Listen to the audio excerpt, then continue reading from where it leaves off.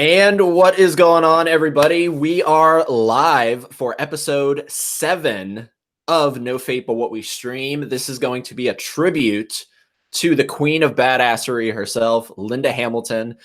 I am your host, Eddie Green, and I'm also being joined by my co-host, Gershom, Reese, Wetzel. Right there. And we had Morganna in the chat, but I guess she wasn't able to figure out whatever was going on with her camera. So she is currently out of the chat, but she might be popping in at any moment now. So we're going to just let that play out as it may.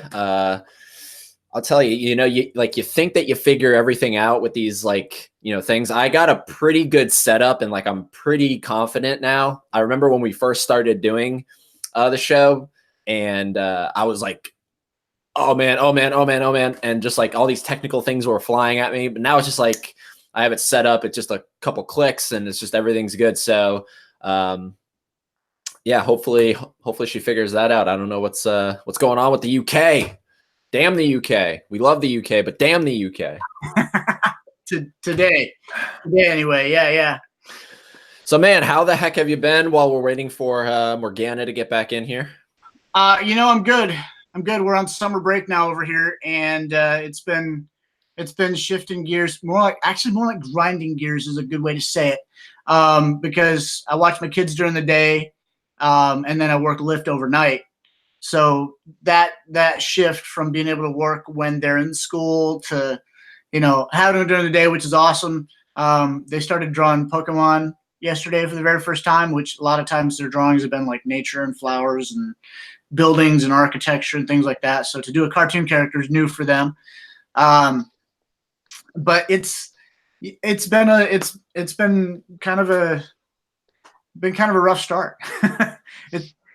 Maybe it's just because I'm not as young as I was last year. I don't know. I mean, I'm just lots of changes, lots of weird. I'll tell you what the weirdest thing is. I've been a month off coffee, and I don't know why. Like really, honestly, I just one day woke up and went, I think I'm going to try it without today. And I made it through, and I went, yeah, one more day. And here I am, like a month later. I don't know, Eddie. I don't know what I'm doing. I'm on a dark highway making it up as I go along. Nice, dude. Nice. I got my coffee, but we also got Morganna. Hey, how's it going? All right. So I wanted to test ridiculous bloody camera. Never mind. Sorry about that, guys. Oh no, you're fine. You're fine. I wanted to test before we went live. I wanted to test, but we'll just do it here. I just want to see, is there any lag? I'm not hearing any lag. It seems fine. I've got the microphone going through my phone this time instead of the PC. I think that was the issue. All right, perfect. Yeah, there was no lag there. What about you, Gershom? It's looking great, man. Everything's good. Couple of shout outs. I got let's see who got in chat. We got Justin, Marie, Rose, I think maybe brand new, William. How's everybody doing? Good morning. Well, good morning from Texas anyway. Yes, good morning from Florida and good afternoon, right, from the UK?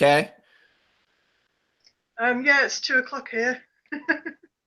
Nice. That's so crazy to me. Every time I hear, it's nuts to think you're technically hours ahead of us. It's so weird. Oh, I'm a time traveler. I'm from the future. It's funny. I was thinking about that and kind of how it also, it's like we have these different time zones that are happening simultaneously. It's like it's one timeline. Sorry, I had to plug my view there. Okay. Gershom and his damn one timeline thing. I don't understand it. It's the only way it makes sense to me. Maybe I'm living in a time bubble. I should pop that bubble and just get on with it, right? Yeah. So, Morganna, I asked Gershom how he's doing. How are you doing? I haven't talked to you in a little bit. I've got a little bit of a cold coming on, so if my speech sounds a bit kind of icky, don't worry about it. All right. I like the backdrop. That's new. I haven't seen that before.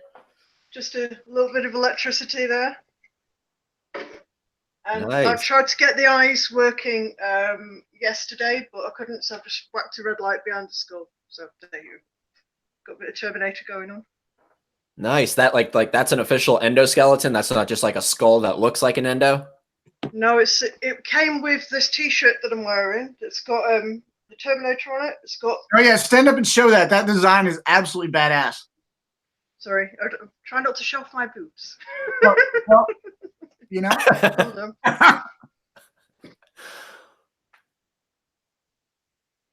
You see, it's got Linda Hamilton there. Yes, the I subject love of it. the day. And it's got the T800 there. It's got Carol Reese as the protector and a nice little brown HK down here and some skulls. It's fabulous. That's right. Man. The 80s to a T. And I've worn this for your 7th episode. Awesome. I love it. I love it. Finally. Yeah. Oh, A bit of a Michael Jackson Judgment Day reference there. Well played. Marie says, sick as fuck shirt, girl. Oh, we also got Lucas. Lucas, welcome back. He I was live like 30 minutes ago on Facebook just to kind of just get everybody a little more excited, and I was getting coffee, so I was like, whatever, I'll just go live, and Lucas tuned in. So what's going on, Lucas? Good to have you back. Dan, Alien Anal, 910 where he is, so that's even like crazier. He's further than Morganna is. Oh wow. And William, I think William might be new as well. I haven't seen that name before. So how are you doing, man? Sweden. Yes, Sweden. So we got a packed house. This is awesome. A little more people tuning in than normal, so that's really awesome. So I wanted to kick this one off with because prior to going live, Gershom and I were just talking, and I mentioned that I had recently checked out a Linda Hamilton film that I had never seen before. I'd always caught glimpses of it like on TBS or TNT or whatever. And it's Dante's Peak. I was like, yes. One of my all-time favorites. I adore that film. She's so good in it. She is good in it. And I wanted to start here because Gershom brought up a really good point. And that is, it's hard for him, and it was hard for me as well. It's hard for us, and Morganna, you can clarify this if it is for you as well. It's hard for us to watch her in anything besides Terminator and not be like, this doesn't, like, it feels strange, you know? It's like, we don't want to put her in a corner, but she's a very intense presence, you know. She's got that very strong cadence to a voice, you know, so it can be difficult. Yeah, like it's kind of hard to see her as anything other than Sarah Connor, right? Of course, but I also know her as Catherine Chandler from Beauty and the Beast. Yeah, oh gosh, so, that's a classic. You know, so she's both this really strong, incredible, sort of like empowered character, and she's also very vulnerable and very beautiful at the same time. She's got such a well-rounded, you know, just this. It's very difficult to explain, but just her career has been. It's been interesting, to say the least. It's been very, very interesting. Oh, definitely. One of the things that I remember hearing about her, she said after Terminator 2, she kind of got typecast and had a really difficult time getting roles that weren't towards the action-y type end of things. But for me personally, it's just it's weird. It's like it's like seeing somebody that you know doing something that they don't usually do almost. You know what I mean? But that's just my preference. I mean, I watch T1 and T2 all the time. I loved her role in Chuck. Remember the TV show Chuck? Yes, she played the mum. Yeah, right. Miss Patowski, fantastic role. Yeah, absolutely good stuff there. That one felt very much, even though it had kind of that comedic spin to it, it felt like it was very much a return to form, and they were always constantly throwing in little Terminator nods, you know, throughout the show. So it was kind of a cool thing that way.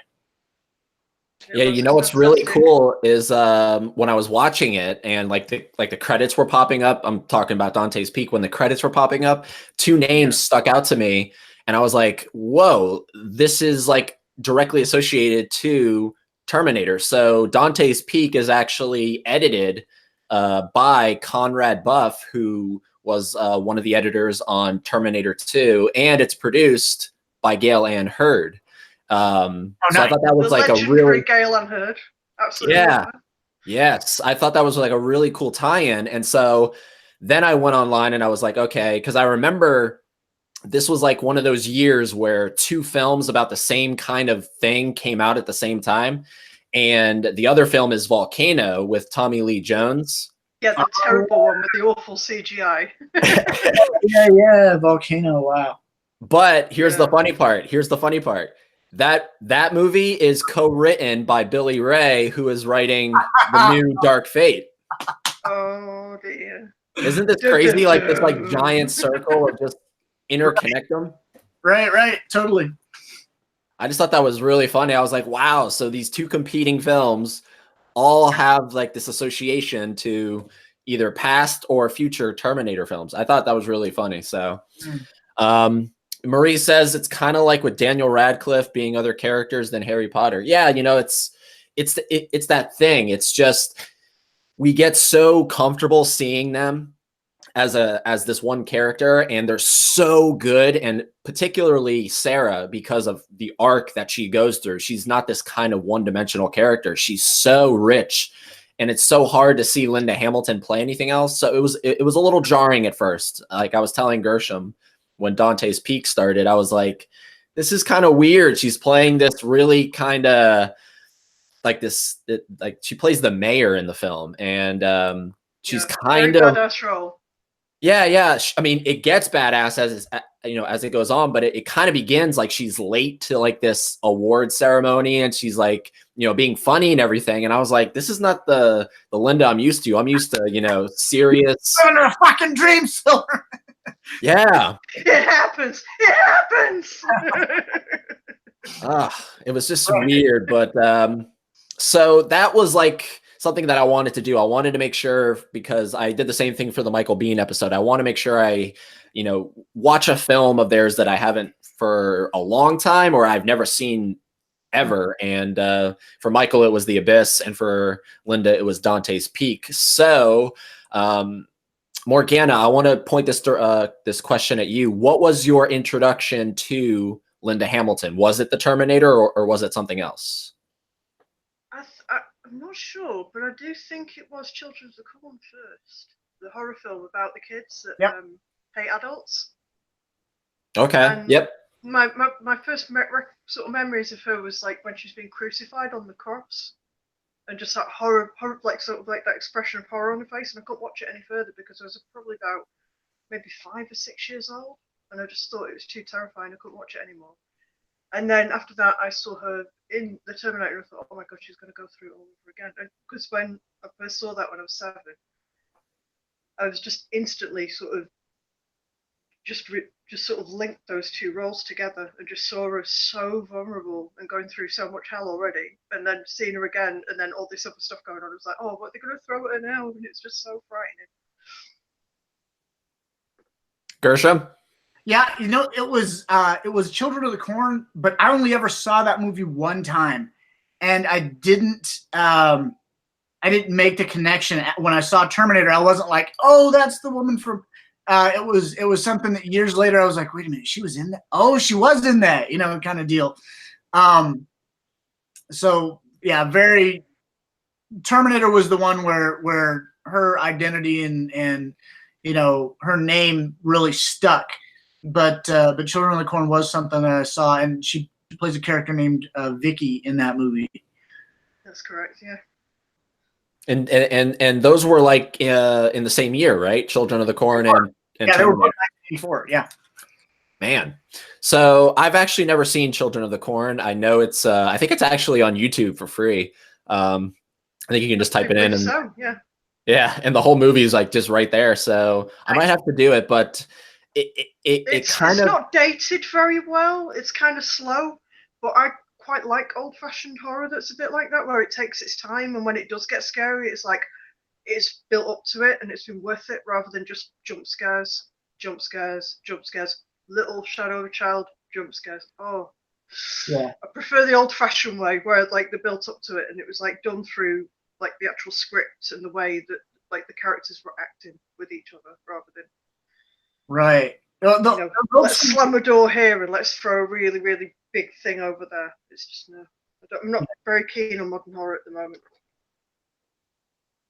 Yeah, those older scripts, I think they really did a good job of getting you emotionally invested in the characters first. You know, Yeah, very much so so. you do kind of just tend to care about their story, and you tend to care about what happens to them. A lot of modern horror these days, you just kind of like you're almost waiting for the next scare because the people are actually very two-dimensional. Yeah, very true. Super And two-dimensional. isn't And have there you like noticed how they're all just like shot in a house now? It's like, oh, the house is haunted. It's this house here, that house there. They never like travel anywhere. They never go anywhere interesting. They're just in a house. In a house? It's like paranormal haunting films. Yeah. didn't that like spawn like I'm done with it. 20,000 sequels? Children of the Corn. I think it had at least 2. I think there's like a crap ton of those movies, like direct to video kind of things. Like I'm pretty sure I've seen. Yeah, I'm pretty sure I've seen. So I don't know if it's the same story. I don't know if it's this overarching kind of thing because I know it's from Stephen King and I know he builds like these big worlds and stuff. But I'm pretty sure there's like 5 or 6 or 7 of these Children of the Corn movies just kind of floating out there. Let us know in the chat, guys, if you know anything about that. But if I'm thinking my first introduction of Linda Hamilton, it probably would have to be going to Universal Studios and seeing her in T2 3D. That's probably the earliest because that was probably, thinking back, that had to be the introduction because I was going to Universal when I was like 10, 11. And that was, the show was still very active around that time. So, and I remember being very cold in that theater because I had just done like a water ride and I had gotten soaked. And then like everybody was like, let's go see Terminator. And the theater was icy cold, to make the effect. And that's definitely my earliest memory of just seeing. And so and that's why in this cover art for the episode, I included her from T2 3D because it's just that image of her wearing I call them goggles, but just it's so ingrained in my head. And going back subsequent times after that, it was just such a cool thing to be like watching the TV projectors. And we're going to talk more about T2 3D, but when they get interrupted. I'm so jealous. I'm so jealous. It's been a dream of mine to see T2 3D. Well, see now, now you have to get to Japan, so I don't know how. I don't know how likely that is because I know it's ways to go. Yeah, for half an hour. Yeah, right. But yeah, it was so awesome. It was such a great experience, and then of course, to see when I was little, I was obviously very vulnerable when it came to that stuff. So when it comes time for the actual actor to be on the stage, I was like, whoa, that's really cool. And yeah, we'll talk more about T2 3D. But so okay, Lucas, there's 10 parts to Children of the Corn. 10? Oh dear God. Yeah, see, there's 10 of those things. Wow. The first one is all you need. You don't need any more. It's just, I can guarantee it'll be the exact same film, just like redone, like worse and worse and cheaper. Oh dear. I only thought there was 2. Alien says, hey, can you guys give a shout out to Matt and Renee? They're my friends listening just for fun. What's going on, Matt and Renee? What's up? So yeah, guys, that's the introduction, and you guys obviously in the chat room let us know what your introductions to Linda Hamilton were. But I wanted to kind of go through her filmography and touch on like the major things in her filmography. So I think prior to Children of the Corn, that was really her breakout film, right? I mean, Terminator's her breakout film, but that came prior to Terminator. So that was like a really big year for Linda Hamilton. It certainly was. It was. Because I mean, she's in 2 horror films, one written by Stephen King, and in '84, Stephen King was already established, right? Like he was a big, okay. Very much so, and mainly more for his novels before the films came around. Okay, so yeah, so to be in a literary giant. Yeah, so to be in a Stephen King movie, I'm sure that had to be because what Carrie had come out prior to that. Did Christine come out prior to Children of the Corn? Was that? I think so. I'm pretty sure that was a movie that was popular maybe a year or two before I actually clued into movies. Okay. So yeah, so to be in a Stephen King movie, like I'm sure that like when she landed that, she was like, awesome. I don't think it turned out necessarily as good as they were hoping it was, because I think that there's, if I remember reading right, like not a lot of people are proud of being on that film. And I haven't seen it, but you guys could talk more about that. But it just seems like this movie that like they're not very fond of. It's very It's got a lot of exploitation in it. Okay. Okay. Is it like those like Wes Craven kind of things, like Last House on the Left, that kind of stuff? There's an element of that there. I'm just trying to think of what other film it reminds me of the most. It's kind of sort of like if you get The Omen and then mix it with like, I don't know, like Amish people or something. It's got that kind of, very sort of like American Gothic old kind of style to it. Right. Okay. I think one of the more modern movies that Children of the Corn kind of reminds me of is The Reaping with Hillary Swank. Because that film actually had a really good kind of character driven thing. That was actually one of my first introductions to Idris Elba. And that film actually had a lot of really good similarity. And like I said, I only saw Children of the Corn one time, but I remember Children of the Corn scaring me primarily because I did care about the people that were going through the town. Did care about Linda Hamilton's character and her co-star Peter Horton. So to watch The Reaping and be really immersed in it was kind of a fresh start on modern horror, but it was also kind of a return to something that Linda was central to when I was a kid. Interesting. Yeah, I've never seen that film because I have heard of it. So I got to check this stuff out because Children of the Corn is in 1984. Obviously, she also does a film called The Stone Boy. I've not never seen that one yet. Yeah, I've never seen it. This is all in 84. Children of the Corn, The Stone Boy, and then she finishes it out with Terminator. And prior to that, the only other film credit she has that I can see is a movie called Tag, The Assassination Game. Yeah, I've seen that once. I was very, very, very, very drunk and don't remember that much. What I do remember of it, it was not good. What the assassination game? Oh my god! if you were to ask me what that might even sound like it could be about, it sounds like that movie that came out like a year ago. Like it was actually just called Tag. Do you guys know what I'm talking about? No. You know? The movie Tag that just came out? Yeah. The comedy of like tagging your friend or whatever. Oh no. No, it has nothing to do with that. No, I don't think so. Okay. I do see that she had a minor role in a movie called Night Flowers in 1979. Okay. All right. So that's because what you're looking at the IMDb page. Okay. So yeah, really prior to Terminator, Children of the Corn is really I think her big standout film. And then of course, Terminator comes along and changes everything for her because she really got a chance to play in that first film, someone that is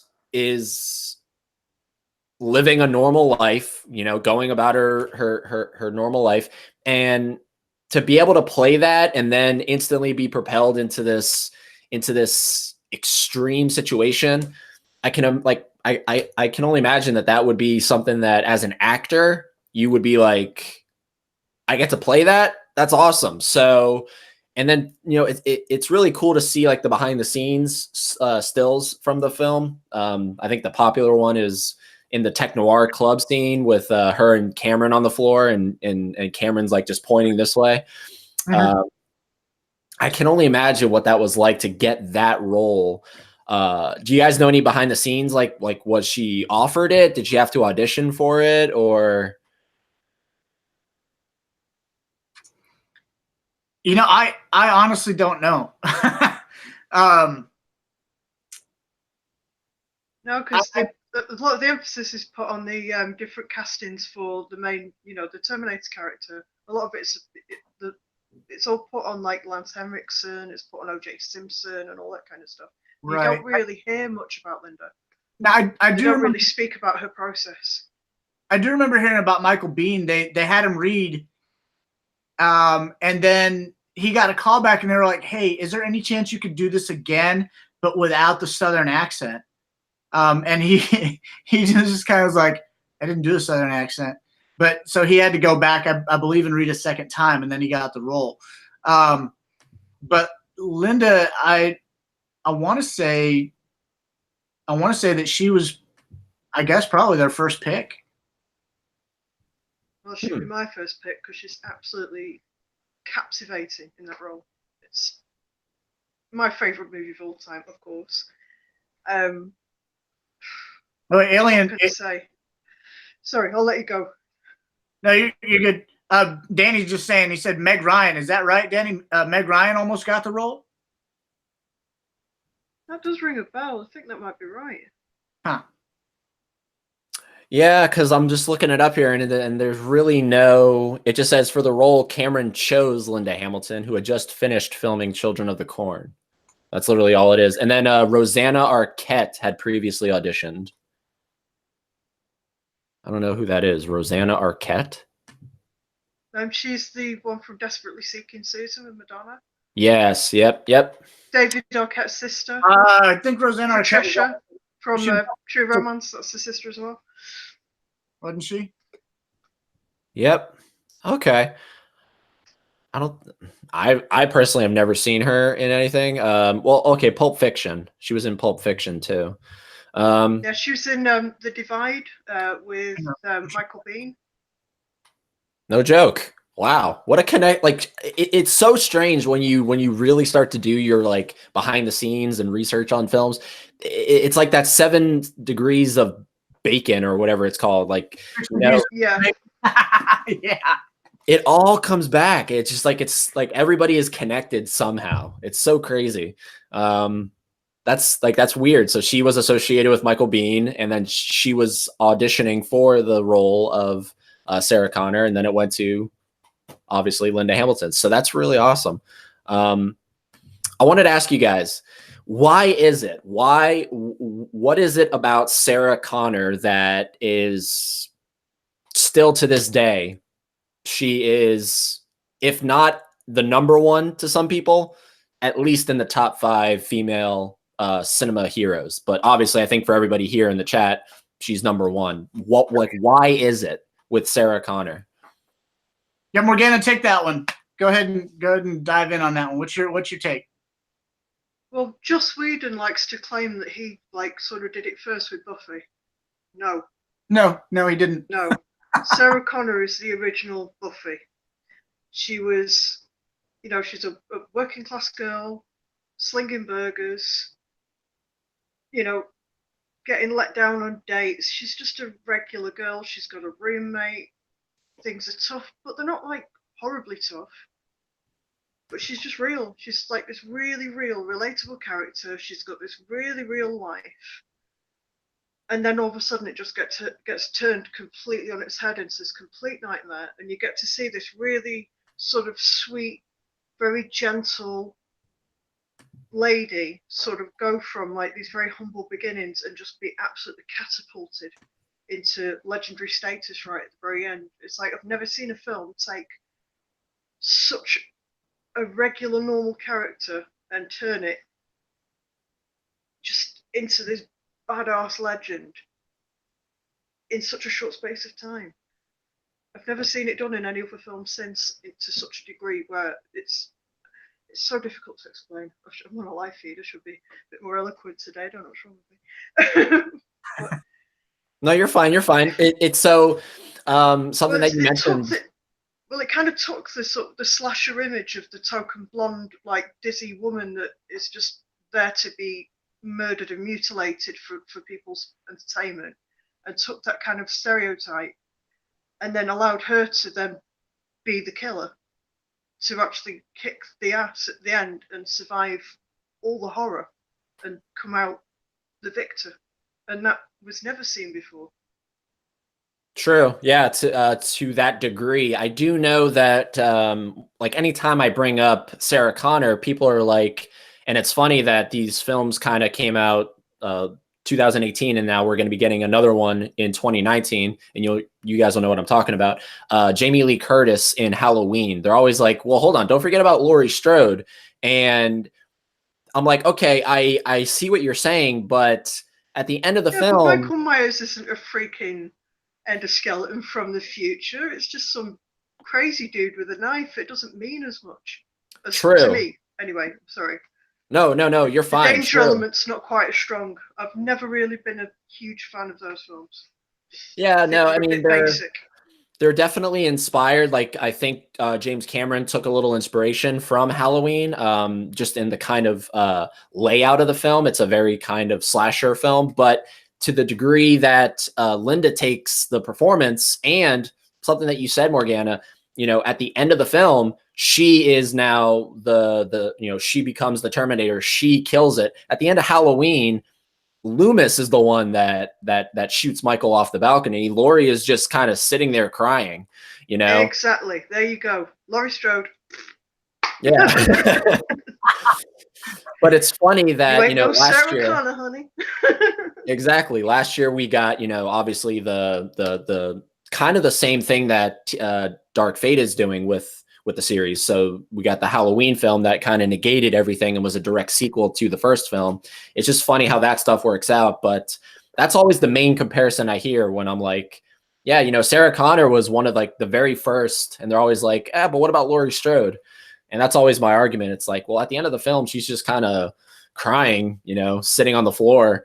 And at the end of Terminator, Sarah's ready to face whatever's coming her way, and she's about to have a kid. So, she has.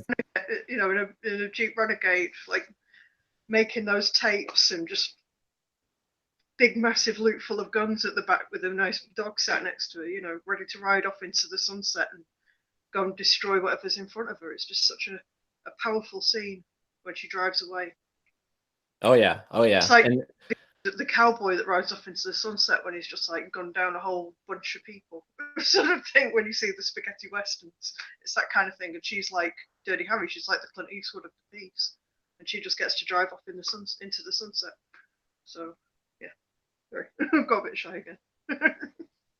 and Dan, that's it for Halloween. We're not going to keep talking about Halloween. I just wanted to draw that comparison because that's definitely one of the ones I hear the most. So no Halloween spoilers. We're done talking about Halloween. So, yeah, that's really, I think, why Sarah Connor is so embedded in the pop culture. And obviously, it gets taken further with T2, but we'll get to that.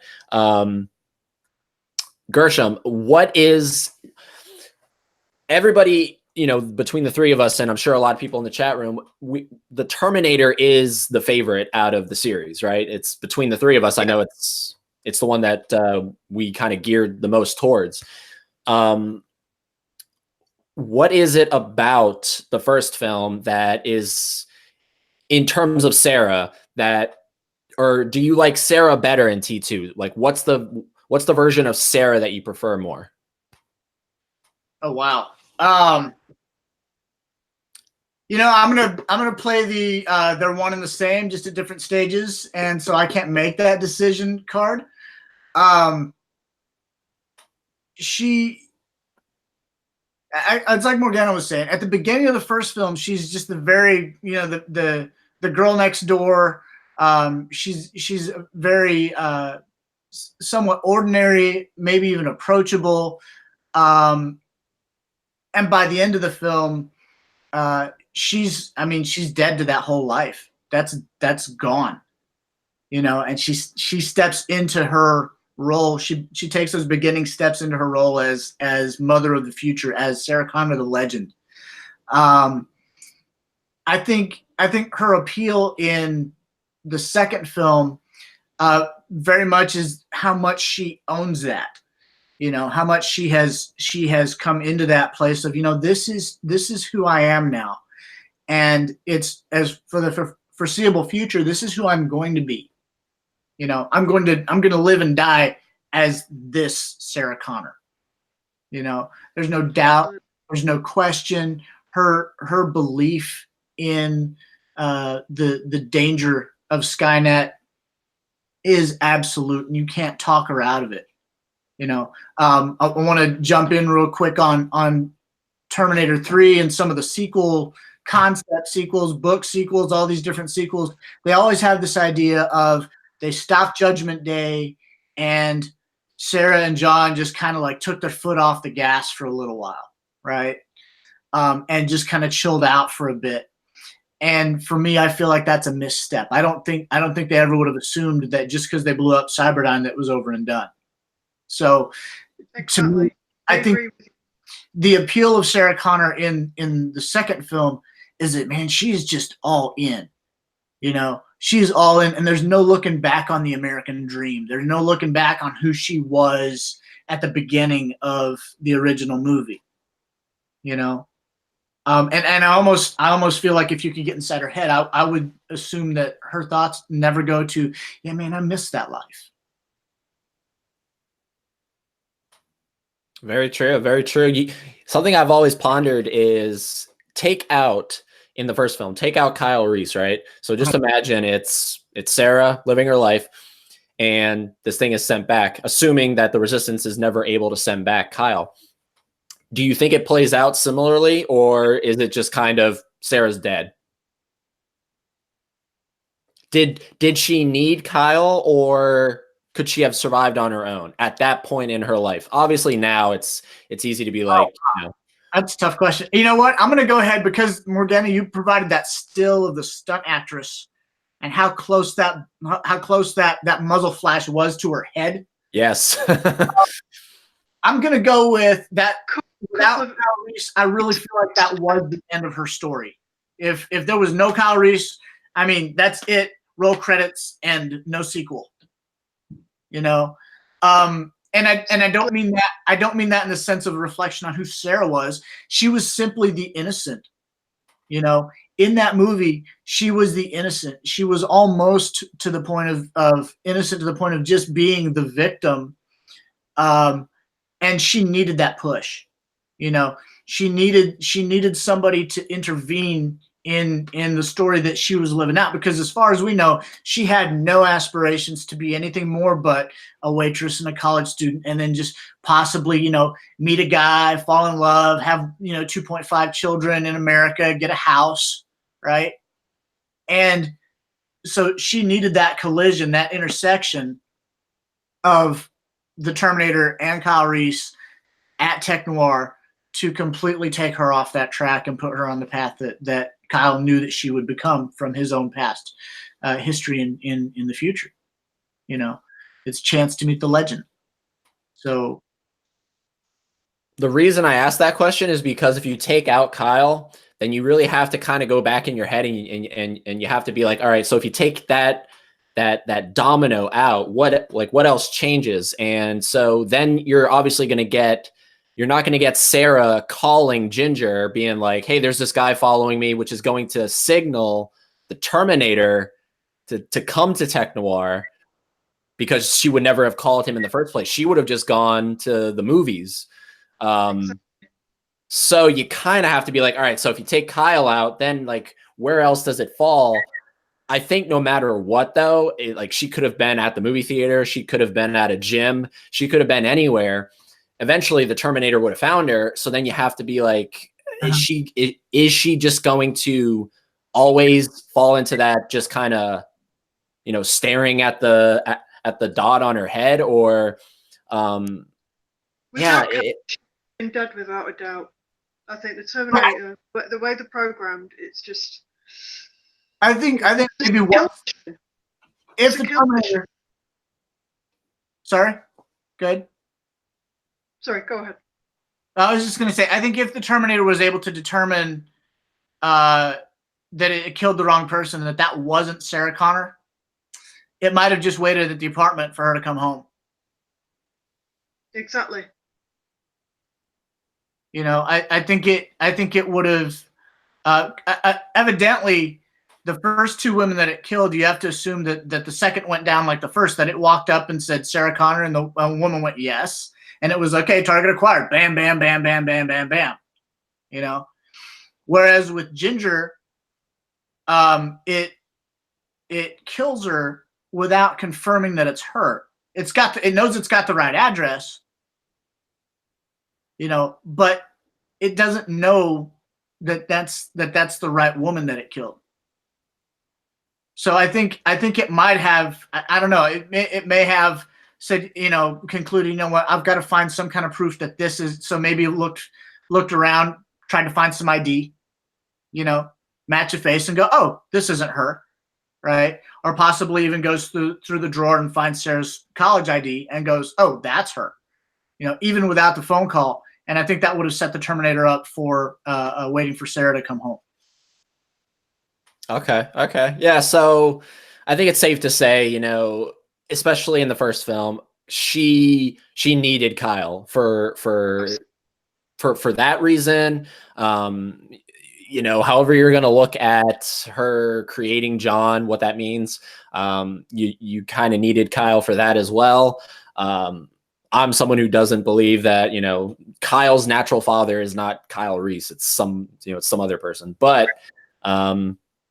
you needed Kyle for all of that. So as we get into T2, prior to that, are you guys familiar with any of her other film credits? Because I know that she did a film that I really want to check out because I've seen it from time to time, but I've never seen it in its, you know, full capacity. And that's Mr. Destiny. Do you guys know that film? Yeah. Is that James Belushi, isn't it? Yes. And My Cocaine. Right. and she's in that film, as well as John Lovitz, Courtney Cox, Renee Russo's in that film. God, wow. And forever. Yeah, and I'm just looking at the poster here because I've only I literally have never seen this film. I just remember owning the DVD of it and always looking at it and going, man, this looks like a really bad movie. And so I never watched it, but I really want to check it out because just looking at the poster, it says, would you give up everything you have? Or wait, yeah, would you give up everything you have for everything you've ever wanted? So I'm not quite sure what the film is about. But I do know that that's definitely one of the ones that has kind of piqued my interest. And going back and forth, I was like, Mr. Destiny, Dante's Peak, Mr. Destiny, Dante's Peak. I ended up on Dante's Peak, but I think I might have preferred Mr. Destiny because Dante's Peak was kind of, I don't know. We'll talk about it, but yeah, there's Mr. Destiny. She also did a film prior to that, King Kong Lives, which wasn't that a sequel to the Jeff Bridges film? I think it was the one that Jeff Bridges did. You know, I was actually under the impression that was a reboot. Is it? Yes, before reboot was a term.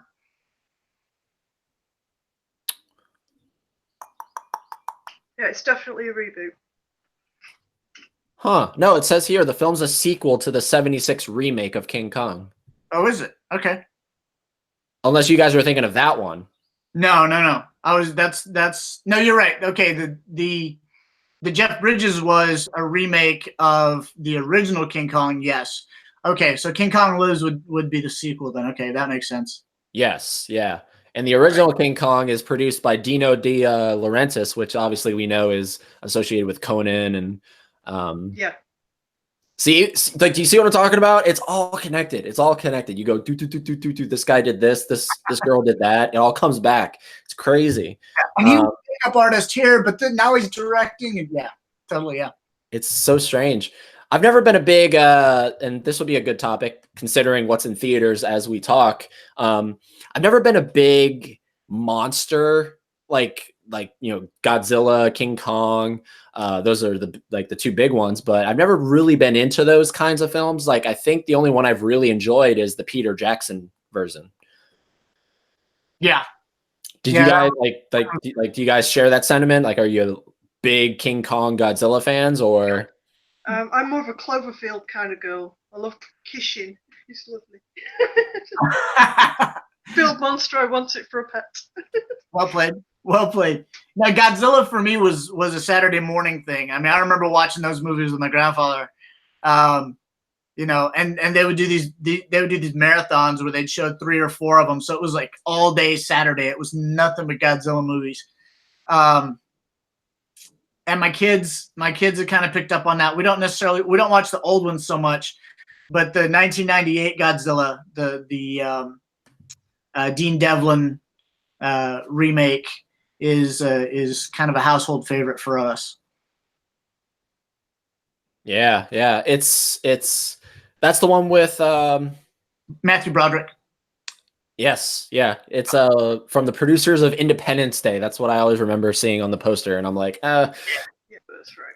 You didn't kind of sell me on that one. So I only ever watched it once, and I thought this guy was so bad I could never watch it again.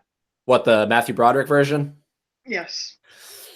Yeah, it's I think they're that shy of the CGI that you never actually get to see Godzilla. It's always like quick shots. You only see bits of tail. You only see bits of hands. And people have tried to say, no, they're trying to create suspense and make your mind fill in the gaps and all that kind of stuff. And it's like, no, it's just a bad CGI monster film, and had absolutely they have no confidence in what they were doing at all, and just hid it behind like loads of buildings. And you just never got to see it.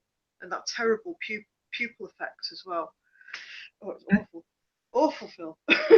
Sorry.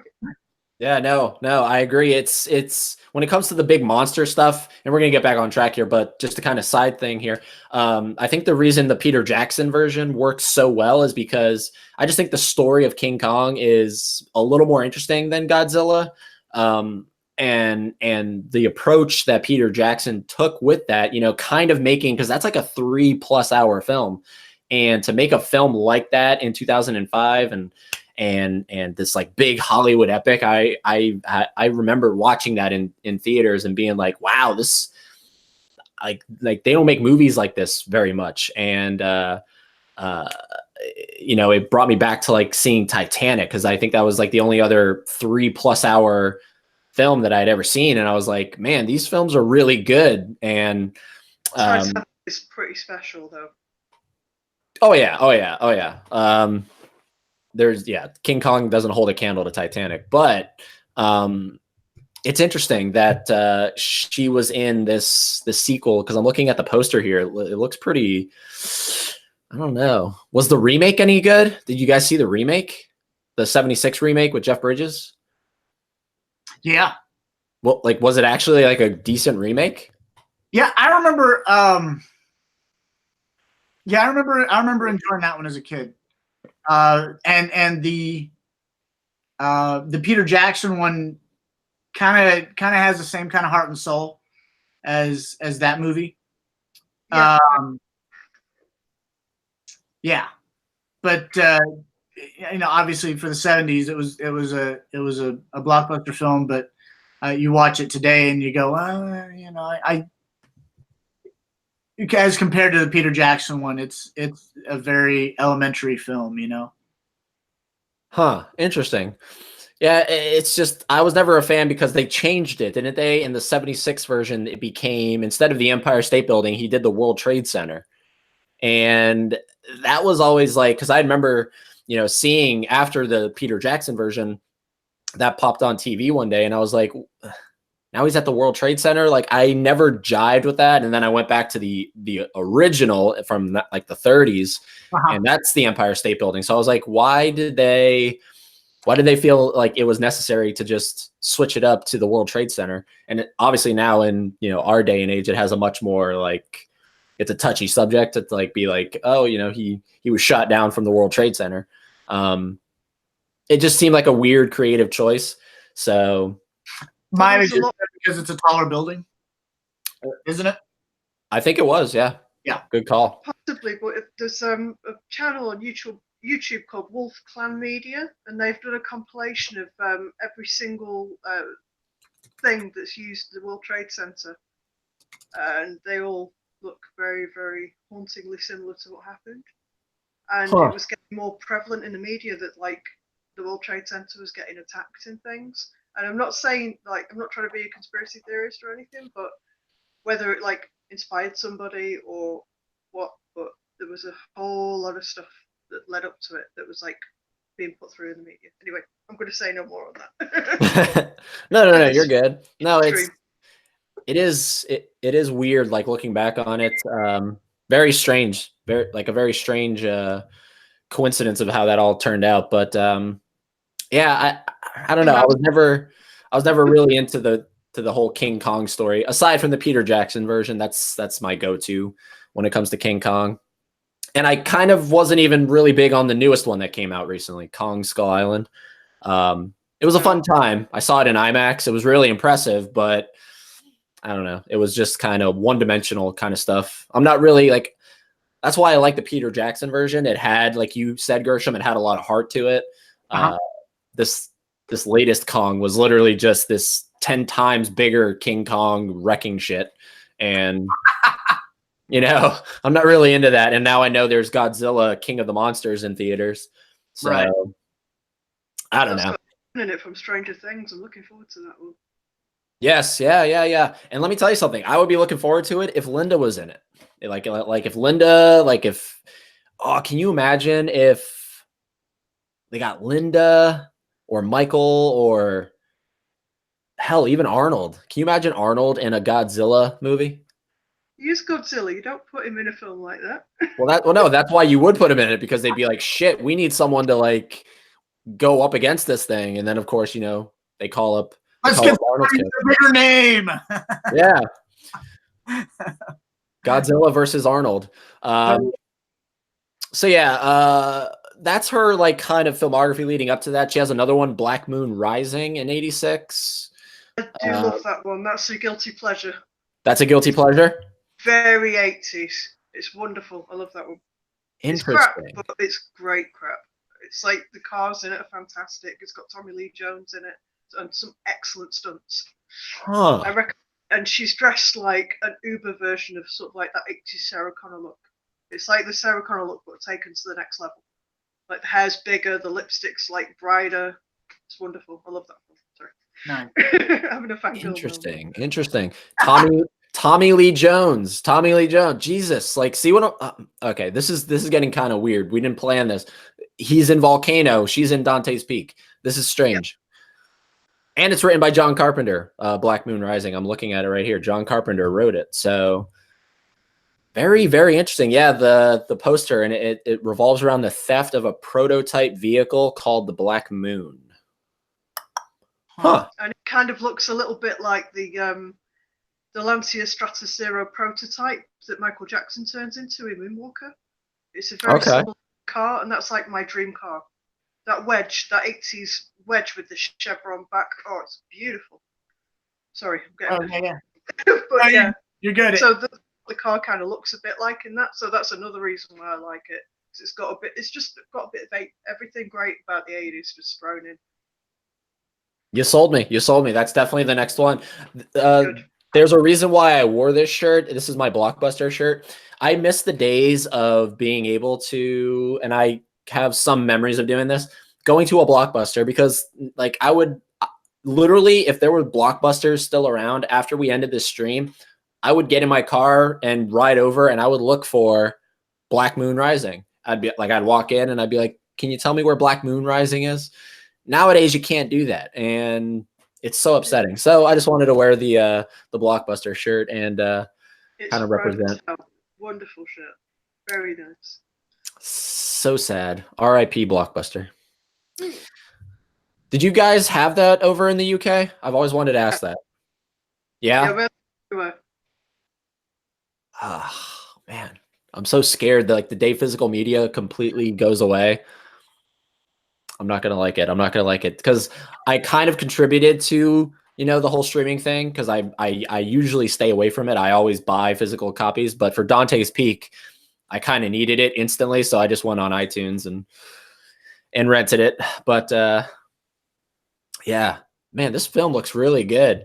I'm just kind of reading synopsis while we're talking here, and definitely gonna check that out. And she looks very oh yeah, she still has the 80s hair. Oh, I love it. It's very, very, very cheesy, be warned, but it's the kind of cheese I like. Sweet. I love it. Plus, that's her follow-up film from the Terminator, so I'm very, very intrigued on this one. So I think the next one that we can all talk about, because I think all of those films were kind of iffy on, definitely the next one that we could talk about, because this never gets tiring, Terminator 2. That's her, the fact that she wasn't nominated for basically anything. I think that's a big missed opportunity for a lot of those award shows. Obviously the big one is Oscars, but really anything. I think she did win a satellite award, if I'm not mistaken, for that film. And that's awesome. Like that is so cool. But let me at satellite award, that just that sounds like something that it sounds like it's way out there. I'm sorry. It does sound like it's way out there. It sounds like, you know what I mean? Like she's so much better than a satellite award. What the hell?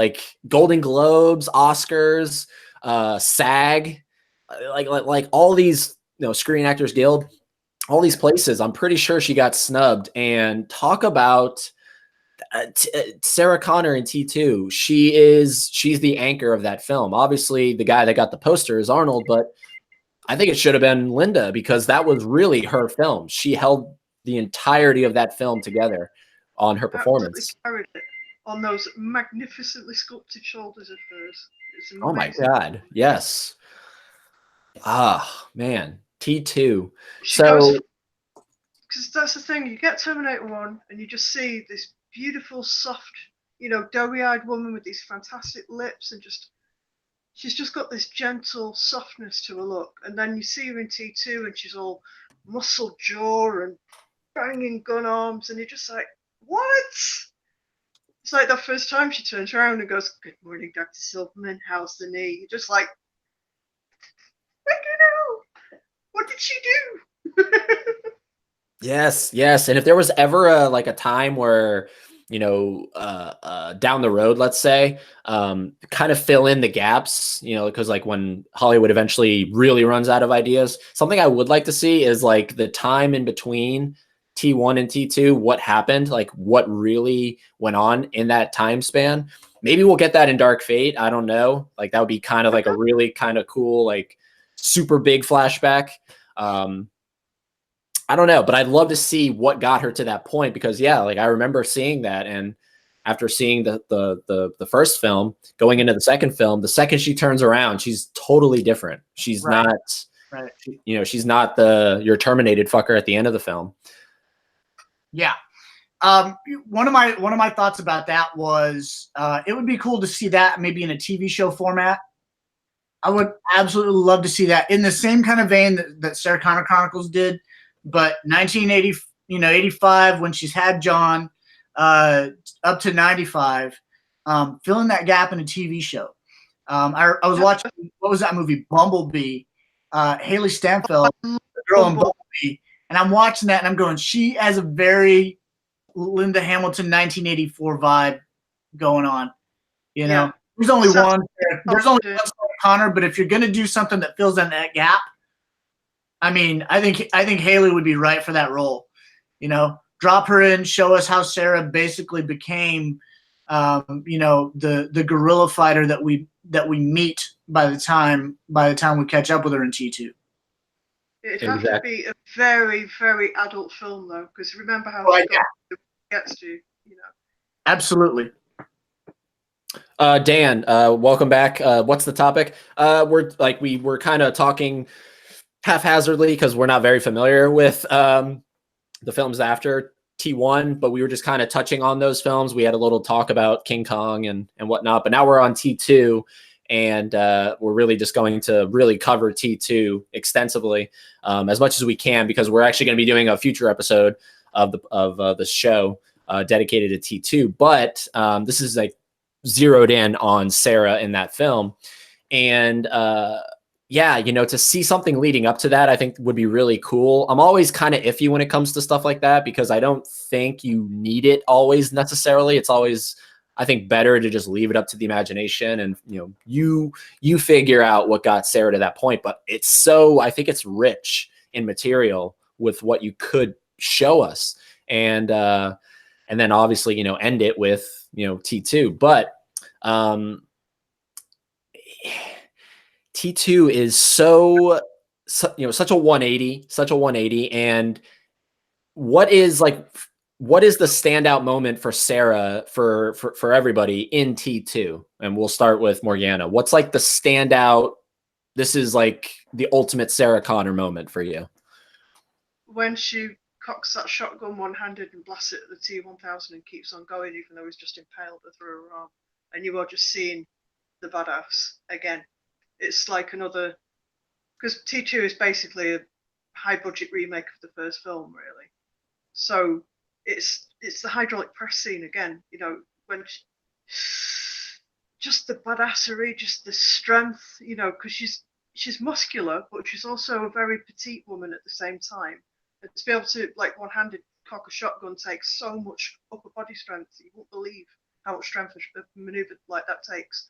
And to just see this woman that's already been impaled, she's been through all this horrible, horrible stuff beforehand, and she's just so determined. It's like when you hear about those stories about mothers who can pull cars off the children when they get adrenaline rushes and stuff. It's like, it's got that kind of thing, but taken to the nth degree. And she's just being, you know, it's that badass is just completely unleashed. That's a beautiful moment. That's a terrific moment. Gershom, what's your, like, this is Sarah Connor in a nutshell moment? You know, I think for me it was the escape from Pescadero. You know, she's got that stealth, right? Douglas kind of goes into the janitor's closet and notices the broom handle's missing, and then Sarah shows him where it is, right? Wham, wham, wham, and he's down. I do love the extended version of that scene. There are so many more smacks thrown in. I adore it. Yeah.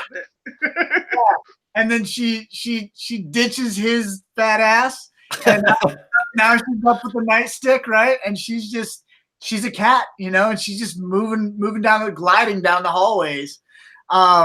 But then all the dynamic range of everything, you know, because the next thing you know, she's got Silberman, and then she's got the liquid rooter, you know, with the syringe, and you're just like, oh fuck, she's gonna do it. She'll hit the plunger on that guy, you know. So I thought that right there was a very cool range of things that she's gone from stealth to ambush and attack to hostage, you know, to okay, the hostage thing is over, to all out run, you know, and just the quick wit, thinking on her feet, you know, breaking the key off in the lock, all those different things. And I'm going, God, this is smart guerrilla warfare. This is what you do, you know. This is the kind of situational awareness that you want. You're not just locked into, I need a gun. You know, she's using whatever is around as she does a Jackie Chan. She really does. She really does. Absolutely does.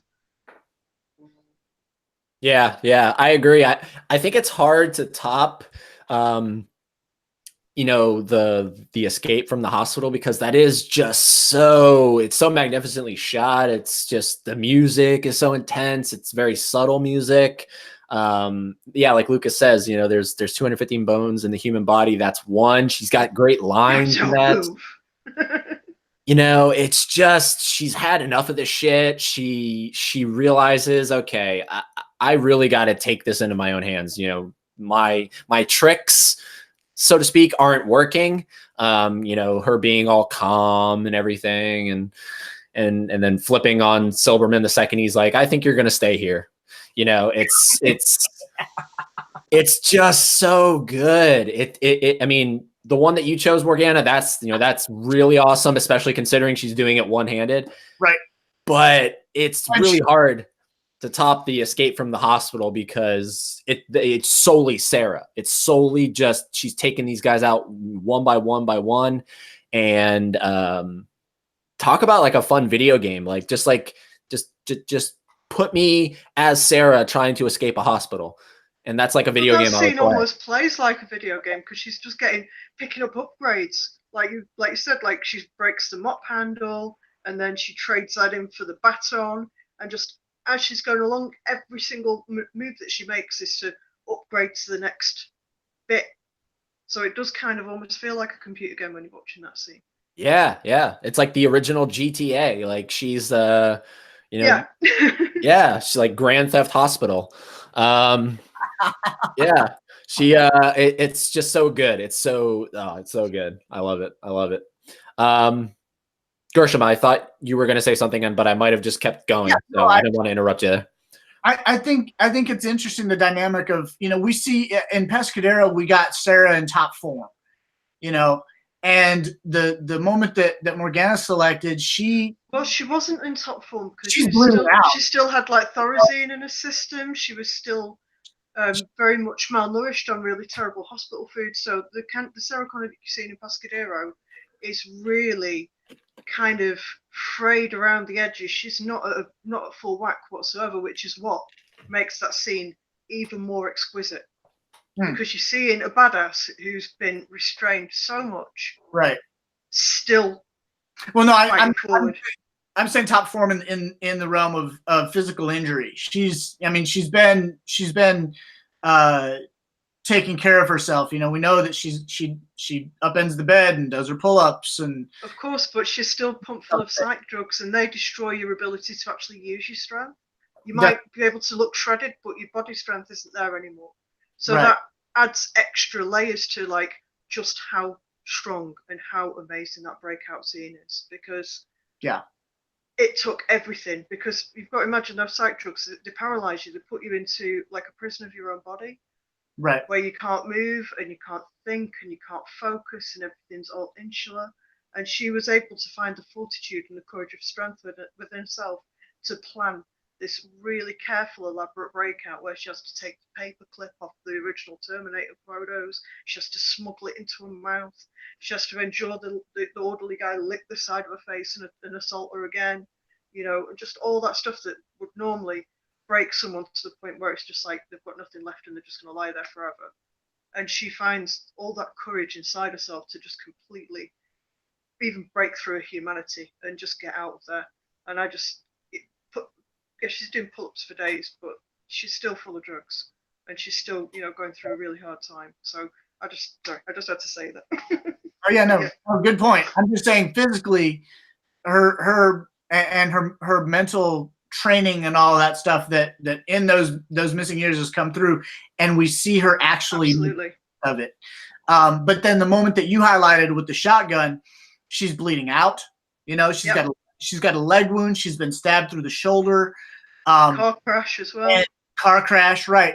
All of those different things. Being shot at, thrown around the back of a van with a Kevlar. Oh my gosh, going through so much. She's still doing it. She's still on her feet. And in the book, the T2 novelization, it says that she basically began to steel herself up. She was going to tackle the T-1000 and take it into the molten steel herself. Yes, I remember that. I mean, I'm reading that line and I'm going, oh fuck, no. Because that she's just like a laser sight. She's like a cruise missile. She'll do it. Without hesitation. Yeah. Yeah, it's my moment is probably like more subtle when it comes to it, but I think this is like the other side of Sarah, because we know in T2 she's so physically capable of really looking out for herself. The moment that always gets me, and I'm always like transfixed by it, is prior to her escaping the hospital. So we see the whole speech that she gives, kind of her version of the Kyle Reese speech from T1, also to Silberman.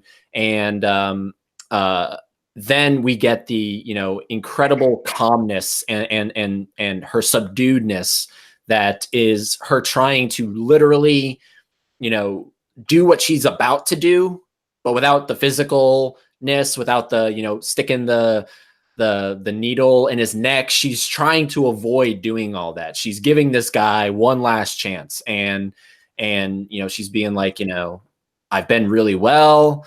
I don't know the exact lines. But you know, it's just that mind game that she's trying to really trick Silberman with.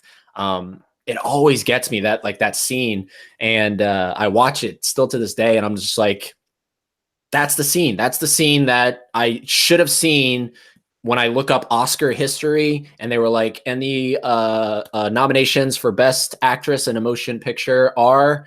That's the scene that should have popped up, and Exactly. and that would have given it to her, because she's so incredible in that, and it's just, she's just acting. You know, she's not doing the physical like stuff. It's all just, my mission is I got to get out of this hospital so I can get my son, because I know he's in danger, and I'm going to try to do that in the most non-violent way possible, because I know I'm capable of that, but I don't want to do that. And like the whole fact that Silberman is still oblivious to all this stuff. I love Silberman as a character. He's obviously an asshole, but like, he's Bowen's such a sweetheart. It's difficult to hate him. Yeah, it really seen him in is. interviews, and he's just this jolly old granddad. You know, he's like this really down to earth, really sweet guy. Yeah, like, no, I agree. still want to kind of like slap him if I ever met him. It's like, how dare you do that to Sarah? Get out of it. Well, I feel like now, now, I mean, definitely, he's like definitely that older guy, and you know, he's like, oh, it's it's Earl. If I were ever get like a chance to talk to him, I'd be like, I loved you in T2 and T1, but man, you played an asshole great. Like, you were a great asshole. Congrats, Earl. Because especially in the first one. Oh yeah, Technical terminology. He's a loon. It's like, fuck off.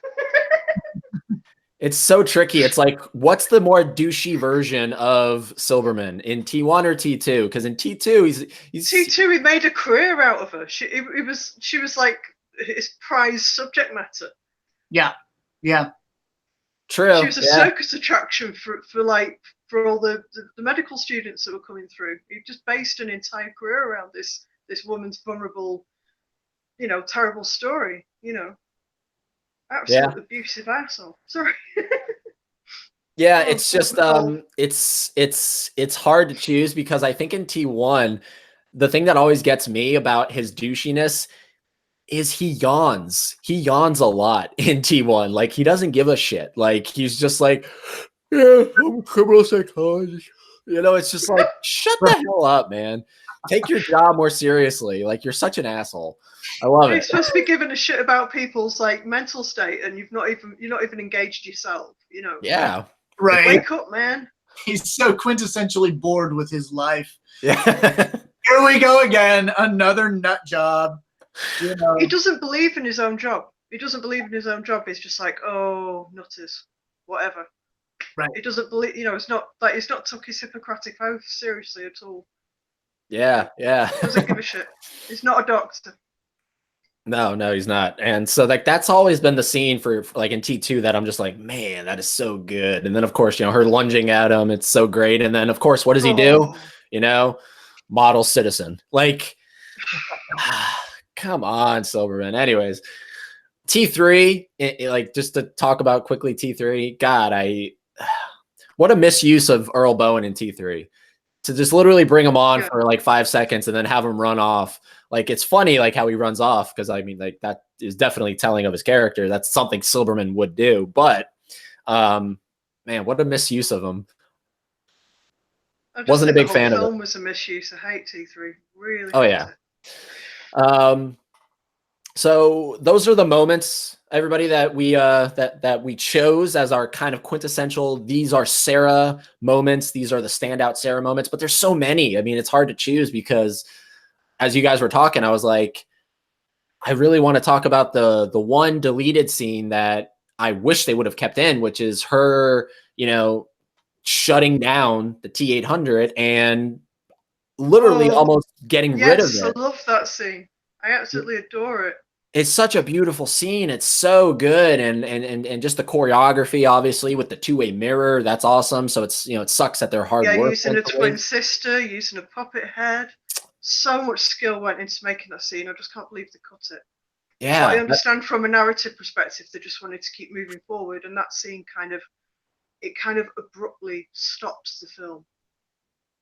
In a sense, in a sense it does, because we're hearing stuff that we can kind of piece together, but I wish they would have maybe gotten rid of them opening his head, like that part take out, but don't take out the part where Sarah literally takes it into her own hands and then is stopped by her son. And then you get that great like mother-son moment where he's like, Mom, if I'm supposed to be this great leader, let me be a leader and, trust me here. It's so good. It's so good. Like Gershom, like what are your thoughts on that scene? Yeah, that's actually for that line right there that John has. Hey, if I'm supposed to be the leader, then why don't you let me? I mean, that to me was very much the turning point in their relationship. And Danny makes a point of saying, when they escape Pescadero and she hugs him, she's not hugging her son, she's checking John Connor for injuries. Yes. And but she still has this duality of treating him like he's just a kid, and so that moment where he has the chip and he's like, no, don't do it, was a really big deal narratively, really big insight into where their relationship is. Hey, you put this on me, but now you won't let me live it. And then for him to put the chip down on the toolbox, and her response, I mean, she slams the hammer down next to it and goes, fine, we'll play it your way. I thought it was really just a really great moment where you get to go, okay, she's got this internal battle with herself right now about, at what point do I let go of my kid? I can't protect him all the time. At what point do I let go of him and let him start calling some shots and get his feet wet as being in a leadership role, and not just living under the banner of, well, one day you will be the leader, right? So John, it was really important to me. You get to see this is actually where John finally gets to experience that. Absolutely, that is a pivotal moment between them two where the power just shift over, and that's when, like, the great military leader is born at that point. That's right. When John Connor starts to become John Connor, the hero. Yeah, and Sarah's so good in that scene. It's just such a the way she screams, "Now move!" It's so fantastic. You never hear women use the voices with any power really in films, and she's just got all this charisma and this power, and she's not afraid to just unleash it. She's got that hammer, and then she's like, oh, I've got to get this rage out. If I don't, I'm going to end up hurting myself. I'm going to do something bad. But she just goes, ouch, gets it out of the system, and then moves forward. And at the same time, she's a very human, very relatable character, Absolutely. At the Dyson residence, she starts getting into this men like you kind of thing. Men like you. Sort it up. That's a very human tendency to kind of get a little bit sidetracked on, well, it was this demographic of people that does this, and John looks at her and goes, Mom, we really need to do something more constructive here. Can we not get hung up on a side issue? We gotta beat this thing. We gotta stop it. Absolutely. Was again another and it was a respectful thing. We've seen John the entire time be a complete shit. He's been a smart ass. Did you call moi a douchebag or a dipshit? Grab this guy. I mean, you've got this snarky little kid, this smart mouth little kid, and now he's going, hey, you know what? This is actually the most well-reasoned, logical statement that you've made the entire film, kid. Wow, we really do need to figure out how to stop this. Table the. He's sort of been in denial, hasn't he? He's sort of been trying to live his life like, well, this is all bullshit. I've been told my mum's a crazy ass. I've been put into this hot crap foster home with parents that I don't like. So he's like, well, I've got all these skills. I can just go and take money whenever I need it. I'm just going to be an asshole. And that it's quite relatable, really, to think that he just would want to behave that way. It's like, well, nothing matters. I've been told that everything matters so much to the nth degree that when you're told that it doesn't actually matter and it's not real, then it's like, well, I'm going to make sure nothing matters, you know. So you understand why he's let go to such an extent and become such a thug, in a way. You know, it's like a little sassy street punk. It's just crazy. But I do love that side of him too. I think that's like the first time I've actually seen a child performer who can actually carry humour in a really powerful, sort of mature way. I think Edward Furlong was just the best casting decision they ever made. I think Mally Finn really pulled it out of the bag with that casting decision. Oh yeah, he's totally magic. He really is. Absolute magic. And every scene is in, you just feel like he's been in 1,000 films before. It's such a mature performance, a matured performance, an informed performance. And it doesn't feel like, you know, the little twee kid and the little dimples, you know. It's this proper real character that you could imagine just being on the streets of wherever, getting up to mischief with his mulleted friend, you know. Shout out to Danny Cooksey. Yes. Dan brings up something kind of interesting here, that he's personally happy they got rid of the Kyle dream sequence. That's a deleted scene that I'm kind of iffy about. It's never been like at the top of my list of, man, I wish they would have kept this in here. It's a great scene. I wish they'd kept it in, because I think them having a sort of like a, well, they're not really reuniting because it's a dream, obviously, but just to see a bit of a reunion there, and them two together, and Michael Biehn just looks like he stepped straight out of 1984 as well. They just did such a fantastic job with the makeup and hair, and it's like you get to see Sarah being feminine one last time as well, because she's just in that, you know, beautiful white nightgown, and it's like the last piece of her innocence almost in that scene.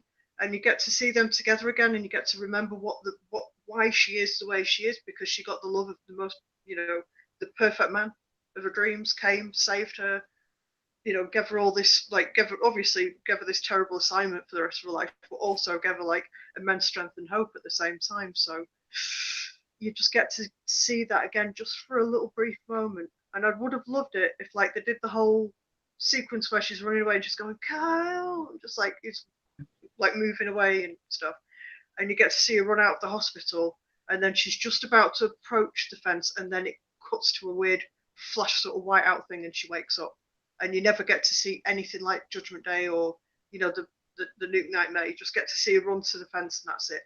And then it means nothing. Then it's not been spoiled. What's about to happen? It doesn't spoil it then. And I think that would be the perfect place to edit it if you wanted to include it in a full version. Yeah, I personally, and I think that Dan is sharing my same sentiment here. You know, it is a dream. It is a dream. It's not an actual physical thing that's happening here. But I think for the audience, it's important for us to be like, okay, well, Kyle did what he came to do.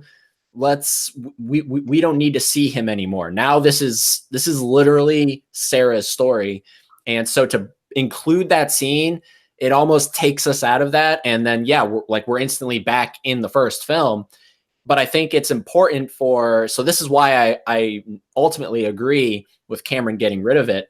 It's too much of a flashback to where we're like, okay, we're thinking of T1 now. We should be thinking of T2, you know, Sarah taking everything into her own hands. This is her story now.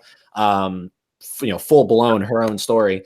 That just kind of takes us back for a second and kind of detracts from what we're supposed to be focusing on. So that's why I kind of agree with Dan and getting rid of it. And, you know, he says Kyle wasn't in her life long enough to pine after him. No, she was crazy in love with that guy. Yeah.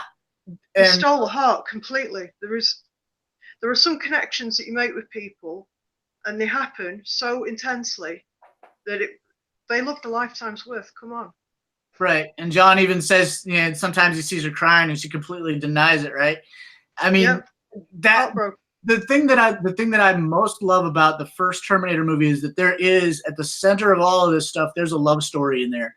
And I feel like that callback is essential to Terminator 2. That Absolutely. you realize that that love, the love that Kyle and Sarah had, the time together was precious and priceless and valuable to her even today. You know, even in 1995, that, you know, that his memory actually, when she feels like giving up, his memory, the dream of him comes back and says, "No, you got to keep doing this. He's the target. There's no fate." You know, um, I think we all have that where we want to quit, whatever it is you're facing in life, right? And at some point, some memory of a person, maybe a parent, you know, a lover, just a teacher, somebody that was very important to you years ago, some quick flash of them comes back to you and you go, you know what? I came this far and I'm going to see this thing to the end. So Yeah, it gives you the spark. It gives you that spark. Exactly. So I find that the Kyle scene is extremely important to the film. It's extraordinary. To rounding out Sarah's character too. She's so multifaceted. You know, she is a guerrilla fighter. She was innocent. She still has, like you said, that she still has that very essential femininity to her, but she's also toughened up, and because of what's coming, she's kind of had to bury that. Yep. You know, she didn't get to be the all-American girl. She had to bury that and fight. You know, and that's, I mean, how often is that our lives, right? We have this idea where we want it to go. We also have the circumstance that we're in, and how do we balance out touching that, you know, that core of who we are versus facing the storm that's right upon our heads. You know, how do we remain true to ourselves in the midst of everything that's coming at us? And so I think it's a very essential part of the entire story. And for me, like I said, maybe I'm a little bit of a hopeless romantic, but the love story in the first movie is a big deal to me. It's the most powerful love story ever told. As far as I'm concerned, it's the love story of the ages. It is. It really is. It has there's a transcendence to it, but I'm going to go ahead and say it, guys. The Terminator is the ultimate chick flick, ladies. Seriously, if you've never seen it, you are doing yourself a big damn disservice. You really stop what you're doing and go find that movie right now and do it, because it is the ultimate love story of all time. But okay, so you guys are more on the bandwagon of like it should have stayed in the final cut. I believe you at least a bit of it, a portion of it.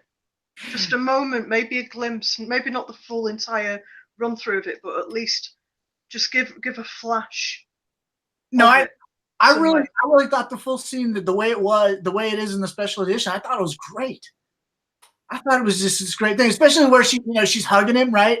And it's in close on her like this, and it pulls back, and he's not even there anymore. I mean, it's like, a real dream. It's like how real dreams play out. Yeah. And she's running, and then suddenly he's like miles down the hall, and it's like, how did he get there? Yeah. Yeah, it really had this very haunting sense to it, you know. Very ethereal. It was slightly David Lynch. The moment that he steps in, the moment that he's there with her, and you're like, oh, it's them. And then you realize that it's not, because she can't have him back. You know, he's already gone from her life, and this is just an impression of Kyle coming back to motivate her a little bit. And so I thought it was a very human thing. It was a very real experience to be like, man, you know, how many times I wanted to give up, and this flash of somebody that I love very deeply, or that loved me very deeply, you know, kind of flashes across my mind and gives me that smile and goes, hey, how you doing? You know, and I'm like, I can't have them back. I can't have that back. But I'm in my life, and I have to go on with it, you know, have to get going, have to keep going. So those are some things that I thought were very integral to her fight and her mission and who she is. I tell you, there's another film that's almost identical to the Terminator, but it doesn't have any robots or Skynet in it. It's the Christopher Reeve 1980 movie Somewhere in Time. Oh And yeah. I think James Cameron stole a little bit from that, because you've got the painting of Elise, and she's Elise McKenna, and she's thinking about her beautiful Richard. And then you've got Terminator, and it's done like the other way around. And in both the pictures, they're both thinking about their loved ones, and it's time travel as well. They're very similar films from the romantic aspect. They're only together for a short period of time, but it's the most intense, most passionate, perfect love ever committed to film. That's the second. They're my two romance films of all time. They're my two favourites. It's The Terminator and Somewhere in Time. I love it. I don't know what it is about time travel. Oh, it's such an interesting concept, and there's so many ways you can interpret it. You know, like what it means, and I mean, like, you know, there's a great song. Obviously, I can't think of it right now because we're live, but there's a great song that I love listening to, and one of the lyrics is, you know, obviously, who doesn't want a time machine so you can't go back in time? It's just it's such a out of all the like subgenres of film, I think time travel is the one that never gets old, because it's just, you can do so much with it, and it's so intriguing. But just to kind of piggyback off of the Sarah thing, and then we'll move on from that. You know, if I would keep it in the film for the reasons you guys said, I would take it out for the reasons that, you know, I believe in, and James Cameron believes in, but I would definitely cut it at the point where Kyle says, you know, there's not a lot of time left in the world. Cut it there, because then instantly you're put into her going outside, and we're, you know, getting instantly the nuclear nightmare sequence, and that's a reason he cut it, because it kind of takes away from the impact later on in the film when we get the full sequence. So if it was going to stay in the film, if I was to do a fan cut, and I was like going to put it in, I would cut it at, you know, Kyle saying there's not a lot of time left in the world, Sarah, and then he walks off frame, and then her, you know, or maybe just have her running after it, doing the Kyle bit, you know, when she's going Kyle, running after him, and try and find a way to cut it, because I love how she wakes up from the shock of it all. So like, maybe not show the Judgment Day part, but just show her running away, running towards Kyle, and him getting further and further away, and then make it really, really sort of terrifying and very, very dark, and then she has that white flash and wakes up. Maybe put it there. Yeah, I do love the way she wakes up from that moment. It's a beautiful piece of acting. It's such a quick thing, but it's just her reflexes, the way her head moves. It's just such a perfect awakening moment. The way she slides to stop, and then when she hugs her legs together, and she's just like this little vulnerable girl on the floor, and you're just like, oh, poor Sarah. She's so vulnerable but so strong at the same time. Yeah, I wouldn't change the cut in the special edition. I love it the way it is. Yeah. Interesting. You know, it's funny how like certain people like it, certain people don't like it. It's just, but I mean, that's the great part about it. You know, the fact that Cameron realized that and gave it to us. I mean, you know, it's not in the theatrical cut, so I don't consider it canon, essentially, because like that's something I want to ask you guys. How do you view special editions and director's cuts and all that stuff? Like, is that stuff canon to you, even though we never saw it in the official release? Completely canon. Everything is, because you've got to remember when they're making a film, they have to condense it down and cut all the scenes down, and there's also going to be things happening outside of those scenes.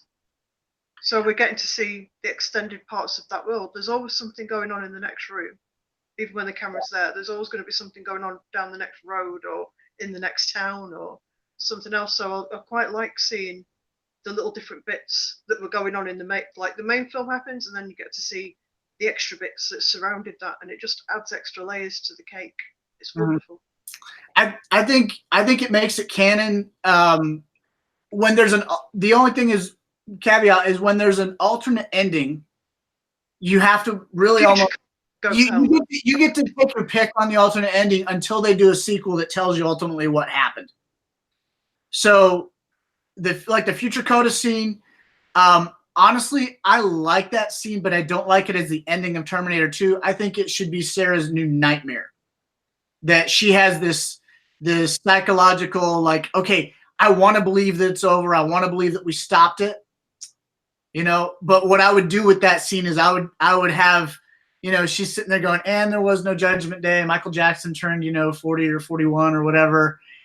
And then I would end it with a shadow falls across her and she looks up and it's Kyle backlit by the sun and he goes, "Where's our son, Sarah?" I mean, that to me would have been the ultimate ending. If they were gonna, if you're gonna keep that, I would add like 5 seconds to it where, you know, where Kyle steps back into frame and asks her where John is. And then cut to credits, because I think it there's something about a Terminator movie that has too happy of an ending doesn't sit well with me. Yeah. So hold on. Something I need to ask Morganna. Morganna, how long, like, have you always been an MJ fan? Oh, from birth is my ultimate. Okay, so the real question, that was just like the lead up question. Like when you saw the Future Coda thing, like were you like jumping off of walls? The fact that she dropped Michael Jackson's name? No, because they got his age wrong. He was 39 then, not 40. Oh, really? Yeah. They got his age wrong. Yeah, they fudged the numbers a lot in Terminator, but I don't hold it against them. Interesting. I had no idea. Wow. Yeah, 39, not 40. I was just like, come on, get it right. You made Judgment Day's birthday. The least you can do is get like the age right. That's in, like, I never knew that. So there we go. See, I learned something new. They got Michael Jackson's age wrong. So maybe that's why they cut it. Yeah. Like, James, you got his age wrong, and we don't have enough time to get Linda back into the recording studio to fix it. So you might want to get rid of it. Yeah, no, like when I found out that you were a fan of his and I put 2 and 2 together, I was like, she probably lost her shit when they dropped his name, but I guess not, because they got his age wrong. So yeah, it's, you know, it's, I gotta say, and I hate to keep agreeing with Dan, not that I hate to agree with you, Dan, but it's like I feel like we're on the same wavelength here. It's, for me, it's whatever is in the theatrical edition, that's canon, and then anything else is just, I consider it, you know, extra, or in the alternate ending thing. I don't like, no, like that, because if you look at it that way, then it doesn't, you know, make sense that Dark Fate is happening. So you have to kind of disregard that ending if you're going to be open to Dark Fate happening. And now, assuming Dark Fate is good, it's really, you know, Future Coda plays no part in this story whatsoever. If it's bad, then I might be like, all right, Future Coda might be okay, but I have so many issues. Yeah. No, like I have so many issues with the Future Coda thing. One, because now I know the age is wrong, but 2, because that is like, seriously, that is, and we're talking Stan Winston here. That is that is horrible makeup. That is really bad makeup. Just look at what Linda Hamilton looks like now. How beautiful she still is. Yeah. And badly they fucked up how she was meant to look. Yeah. Oh my God, that is horrible makeup. She's meant to look like the healthy version of herself there, like the one that's not battle scarred, because she's had an easy life to that point. So they really fucked that shit up.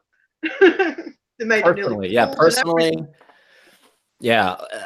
Every time I watch it, I'm like, that. Oh, why would you do that? Like, why would you do her like that? Like, that's exactly taking it a bit far. Like, I don't think she would have aged that poorly. So she didn't. I mean, look at her.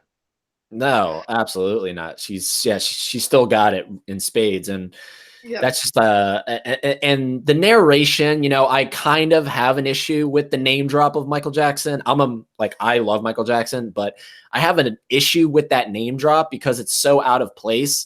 I understand Terminator takes place in like the real world. It's this world. I get that.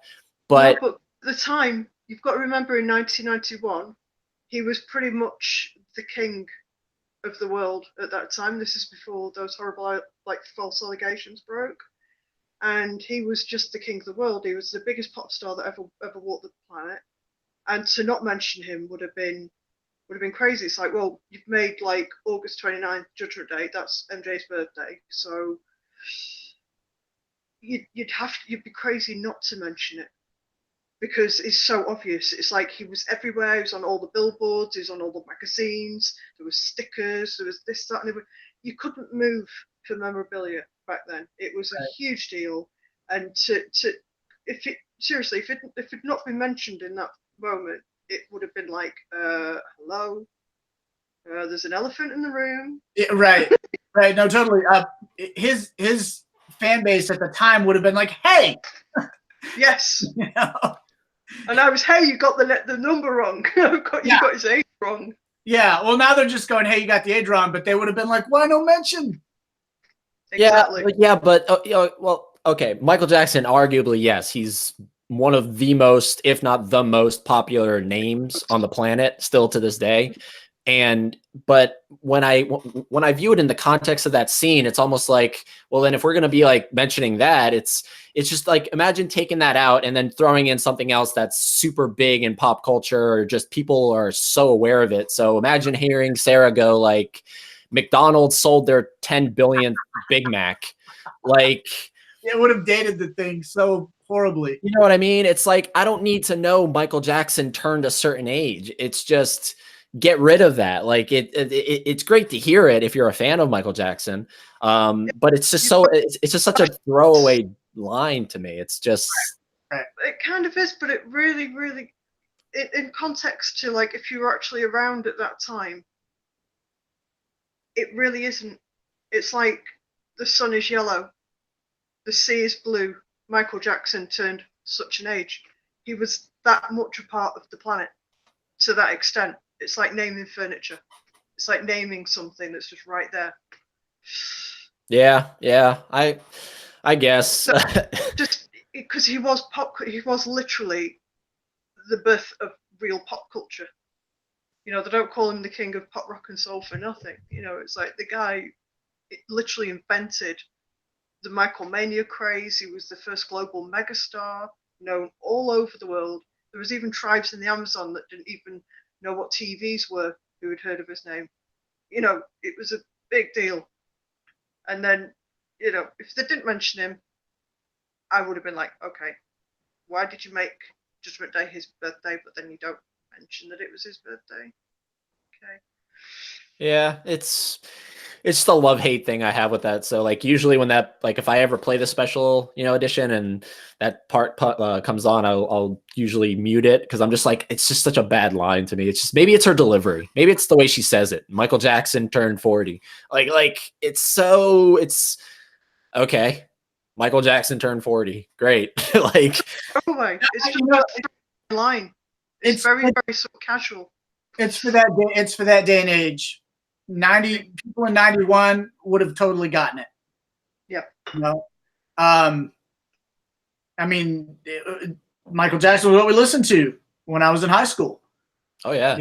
Along with another, obviously Guns N' Roses, Metallica, all these different big names in rock and metal and pop and all that. But so it was sort of a wink to to the culture. I mean, both of the movies are very grounded in their times, and that's funny. Honestly, one of the things that people keep saying about the upcoming Terminator: Dark Fate, well, it's this way because it's so grounded in its time, just like the first two films. Yeah. I just mentioned about the MJ thing as well. You know, the T-1000 theme that Brad Fiedel obviously created. He used that in the history teaser. So you actually hear the T-1000 theme music playing as the marching towards the big statue. Because he was a huge, huge Terminator fan. Michael Jackson adored the Terminator. Isn't that crazy? So are you talking about when he was on like tour? No, have you ever seen the history teaser? It's like an advertisement for the tour. No. Where they unveil the statue and they're all like marching in unison. It's very kind of it's done kind of like Russian propaganda, but it's just like this big epic thing, and he's in like he's even wearing this armband as well, isn't it? And it's just this big victory march kind of thing, and they actually use Brad Fiedel's scoring work on it.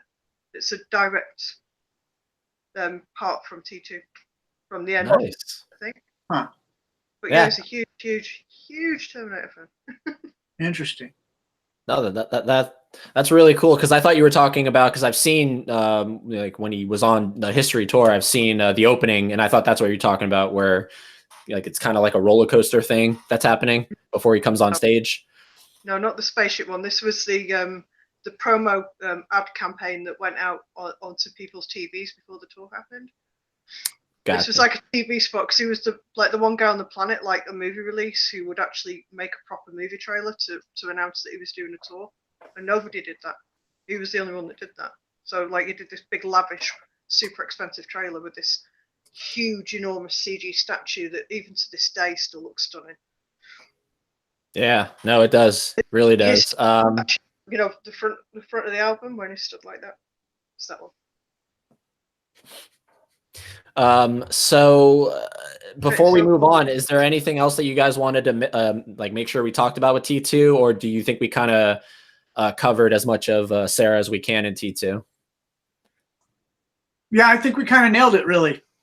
I'm very proud of us. Morganna? I see you're thinking. I was very much deep in thought. You know what? There's a scene that I really think is very, very underrated. Is the bit where she goes into full Terminator mode and she goes to assassinate Miles Dyson, and she has that breakdown scene and gets to actually embrace her son as a mother. Yeah. And they're both crying together. Mm-hmm. And I'm just like, you don't get that kind of stuff in action films now, where you get to see real emotion and, you know, like there's just explosions going off all over the place. People would be jumping out of the skin, not just jumping out of windows. You know, it affects you. Those kind of things affect you. So to actually see her break down, yeah, and just the tears that come out of Linda's face in that scene just instantly stink her face. So you know she's really feeling it. You see all the red track marks straight away, and just when you see like John hug her, and then he starts to cry, and just in that moment, like just for that one particular moment, they are a real mother and son. There's no acting anymore. The lines have been completely, you know, there's no. It's very difficult to sort of explain, but it feels like such a real moment, and that scene never really gets spoken about too much. Mm-hmm. Anyway. Agree. Real quick on that, I think we already talked about the Terminator being kind of having that romance love element.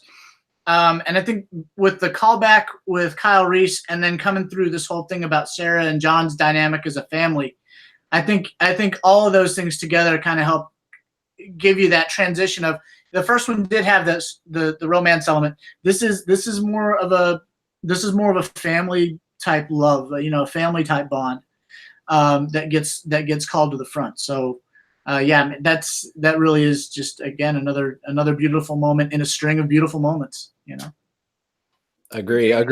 I don't want to take up too much more time because Gershom does have to get going here soon. So I knew T2 was mostly going to be the. Say again.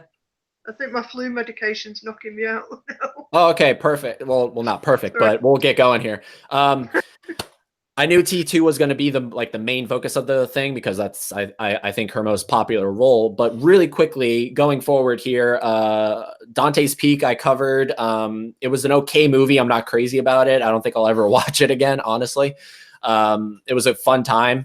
Now, before we quickly touch on her last two, technically, Terminator appearances, really quickly, T2 3D Battle Across Time. It did nothing for the character. It didn't progress her forward. She was still the badass she was from T2. It was just cool to see her with an older Eddie Furlong as John Connor. That was a really cool, you know, to see her with her like now fully teenaged son and see them kind of working together and hacking into shit. And then there's a great moment in the actual show. So when you were brought into the theater and sat down and they started the presentation in Cyberdyne to like show you the new technology that's coming out. And then Sarah and John infiltrate the auditorium and like the real actors come down from the ceiling. So good. It was so good. I mean, like I always knew when it was coming. but every single time it's such like a jump scare moment. It's just like, you know, alarms start going off and like you hear like supposedly like wherever they're coming down from the roof, they're breaking in through the roof. Such a great sounds like effect, and you know they're repelling, and Sarah says something to the extent of, you know, like shut off the alarms or something, and John shoots them, and it's so good. It's just depending on who you got as the actress playing Sarah in that particular moment. It actually looked like her, you know, the way they staged it and the lighting and everything. It was really, really solid stuff. And yeah, it's so good. Obviously, you can look it up online, but nothing beats seeing it in person. I've watched a few different copies of it on YouTube. Oh, so good. It's so good. So I just just really wanted to cover T2-3D. I have such a soft spot for it. I'm such a fan.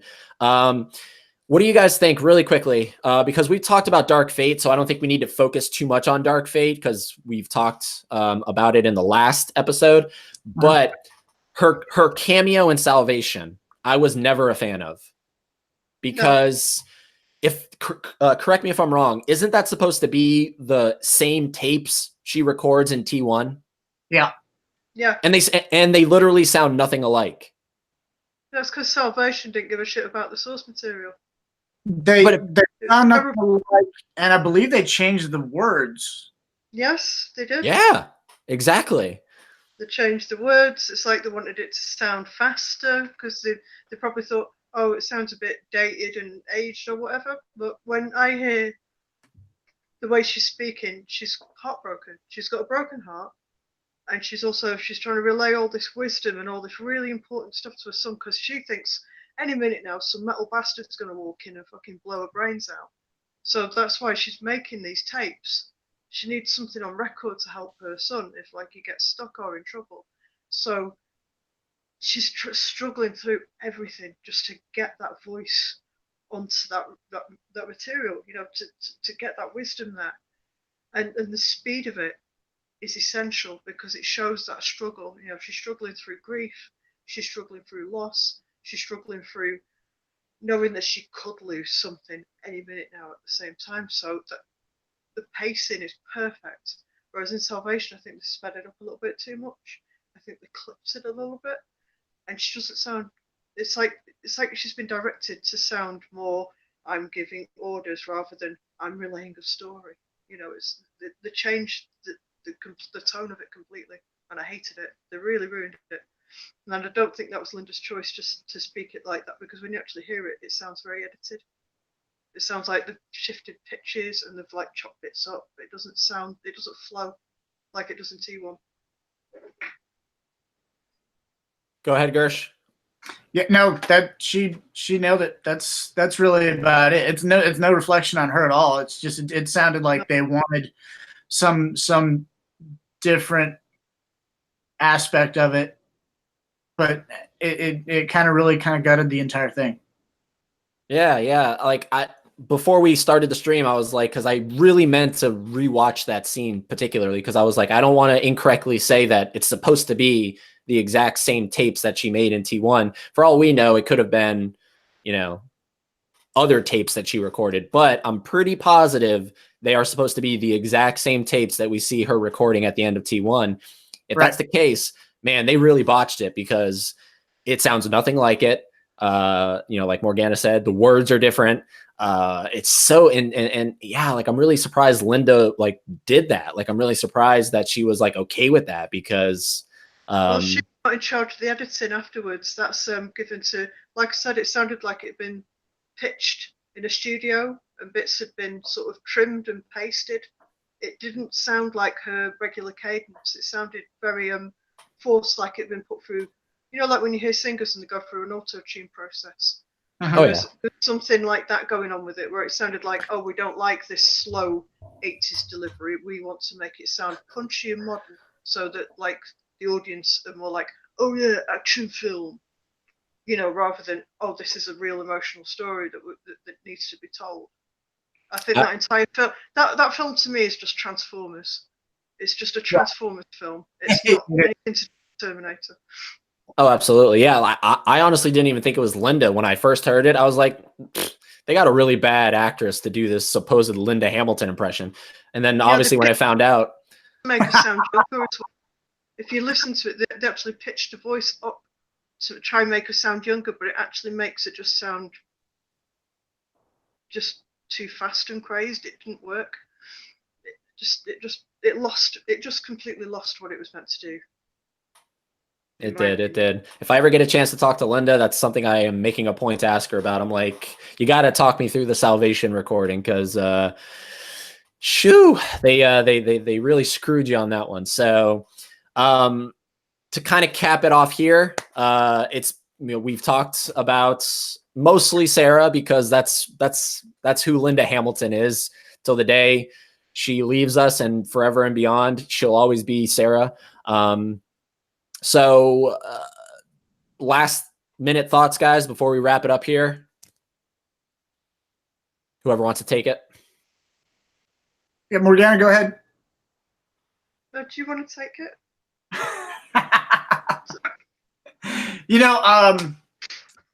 I guess just closing thoughts.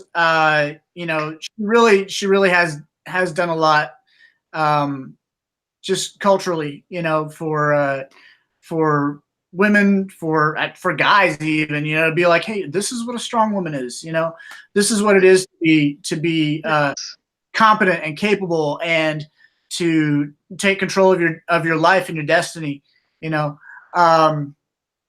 to live true to what you believe. I mean, those things are I think essential for us. And there's not a whole lot of formal demonstration, to model yourself on. So I think that's really a huge deal. That you can look and go, well, this is how it's done. And not just in the character of Sarah Connor, but just in the way that she lives her life and what she's demonstrated throughout her career. I hear she's really fantastic in person. When with the filming of Terminator: Dark Fate, loads and loads of selfie shots with fans who caught her on the sidelines of the set, or whatever. Just really down to earth. And I think again that goes back to what we've been talking to with the Sarah Connor thing and all the different facets. Just a genuinely awesome human being. Absolutely, couldn't agree more. Yeah, I just feel so fortunate. I mean, it's very difficult for flu medications really taking over now, but I just feel so fortunate, or it's wearing off. I don't know what's happening now, but I just feel so fortunate that I was able to be born in 1980 and see that magnificent career just blossom the way it did in front of me, and to actually be around when it happened, and to understand the cultural impact that all we saw was women getting butchered and abused in films for years, and suddenly the one that's like, you think, oh my god, she's really gonna get it this time, actually becomes possibly the most badass character that's ever been committed to film. Yes. I think it's pretty sensational. And now, 62 years older, she's going to do it all over again. And this is a woman that's already a multimillionaire. She had no reason to come back. What's her net worth? It's something like 70 million minimum. She's like a really wealthy lady. She has no reason to come back to it, but something's obviously been ignited in her, and that gives me a lot of confidence about this new film. She's gone at it with the same passion that she did for T2, and T2 was the only film she's ever shown that level of passion towards. So that's given me a lot of confidence in this new film, and just like I'm getting hyped again. Yeah, guys, you hit it on the nail there, or you hit it on the head there. She's so special, and the fact that she came back for Dark Fate, that's the big sell point. That's really what people are hyped about now, not Arnold, honestly, if we're being real. It's Linda. So I was really excited to do this episode. I had a great time with you guys. I think this episode, if this was a Friends episode, this would be called the one where Morganna took a lot of flu medicine. And then it just kind of like towards the end, she was like, I got to get out of here.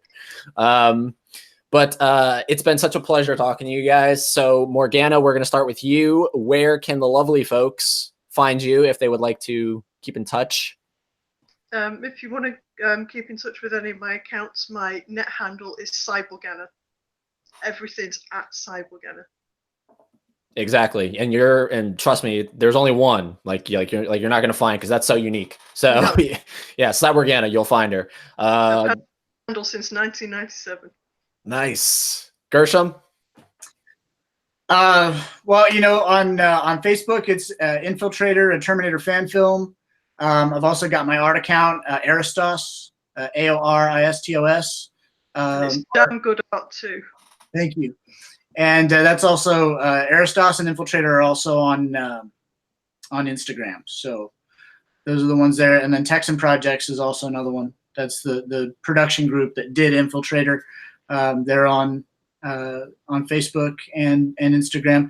Texan is said like from Texas, but it's an anagram of Skynet. So if you can figure that out, no, it's TEKSYN. So I know, I love that, and I didn't even know that prior to you telling me. So, and then now I can't stop seeing Skynet in your spelling of Texan there. It's so cool that you figured that out. Whoever figured that out, I don't know who did, but yeah, guys. That's where you can find them. And obviously, I mean, we're going to have all the links down below. You guys can send me the updated links, because I think only for Morganna, I have the Facebook. So you can send me, or I'll just find them, the Twitter and all that stuff. But the podcast, Terminator 101, it's on all the podcast listening platforms. Big episodes are coming up. T2 3D cast reunion. That was a really fun one to do. About an hour and a half or some change like that. That was a really fun one. And then Michael Bean, that's going to be the 50th episode special. So look forward to all of that coming on the podcast. And until next time, guys, I don't know what the next episode's going to be. Usually never do. It's kind of like as the wheels turn. It might be Dark Fate related if something really giant drops. But until that time comes, Morganna, I don't know if you have a sign off, whatever sign off you'd like to use. I'll just stick with the hasta la vista, baby. There you go. Very Austin Powers-ish. I like it. Scotty, don't. Morganna. Gershom. Make your fate. And until we talk to you guys next time, keep on terminating.